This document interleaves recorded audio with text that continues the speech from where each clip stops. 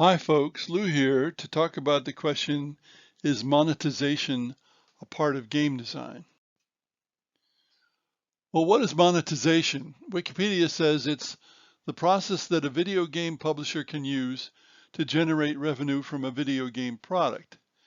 And that usually involves ways to generate revenue after the product has got into the hands of the user. So it's very different from game design, where traditional game design, you design the game, then it gets sold, and then no more money is extracted from the user. Well, the short answer to this question is no. Monetization is not part of game design, but there's a longer answer. First, monetization of puzzles, which is very commonly what video games are, is not game design. You focus on ways to persuade the player to cough up more money, not on ways to make the game enjoyable. In fact, setting up pain points is part of the process. Yet even tabletop game designers have to think about the practical aspects of marketing and production costs if they want to make money, but that isn't the primary goal, and that's a big difference. So for example, the Zynga games on Facebook.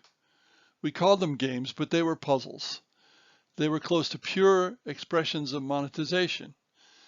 They were puzzles with hand-holding, and of course, puzzles have always correct solutions and games do not, and these had always correct solutions. But they slowed down the player, and the player could pay money to speed up the progress. They did things like rewarding daily logins, rewarding participation. It was not something that you could fail to do if you wanted to spend enough time and work at it. But in the process of doing that, Zynga tried to persuade you to cough up more money. Now, my wife, who is not nowadays a game player normally, plays a game called Merge Mansion. It slows progress in the hopes the players will pay money to go faster. It looks something like the Saga games for mostly handheld devices, and she plays it on her phone. There are a bunch of symbols in a square grid on a screen, and you're merging similar symbols. It's a standard genre for video games, but there are lots of elements to try to extract money from you. And again, these are what some people call pain points, something where the game is clearly tedious for the player. Either they suffer slow play or they pay to speed it up. There's no in between. Of course, you can choose which things to speed up and which not, and that's the in between, but you're paying money. It's usually a form of pay to win if there's any kind of competition involved. That doesn't bother many people, but to others it's unacceptable. Pay to win is antithetical to game design. Games are supposed to be fair, at least in Western countries. You're not supposed to be able to cough up some extra money and automatically be better at it. My wife also has a language program she uses, Duolingo, to learn Spanish. It has lots of gamification in it. There are jewels to earn that do special things. There are time limits to accomplish things. I get frustrated when I walk in on her and she's playing this, I was going to say playing this game, but she's using this language program and she's on a time limit, and so I can't talk to her, I have to leave.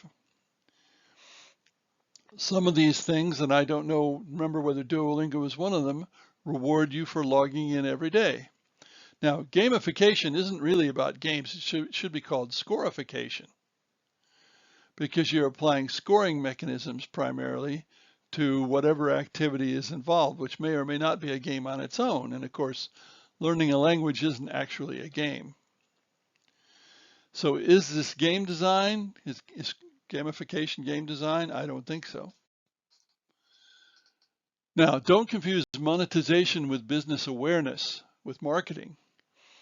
Designers need to understand how the game and marketing interact if they want this to be a commercial game, whether it's a video game or a tabletop game.